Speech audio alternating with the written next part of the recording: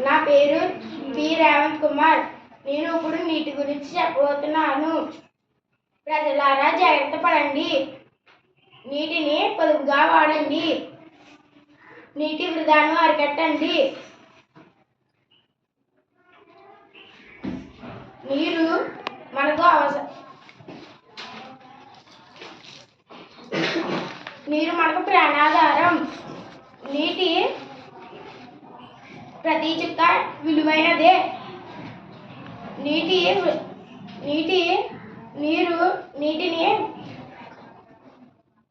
నీటిని పొదుపుగా వాడుకుందాం. మన అవసరం మేరకు మాత్రమే నీటిని వినియోగిద్దాం. నీరు ఎక్కడైనా పంపుల ద్వారా, కుళాయిల ద్వారా వృధా అవుతుంటే వెంటనే మున్సిపాలిటీ లేదా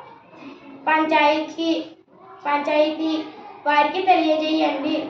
కుళాయి నీరు వదిలేసి పనులు చేయకండి.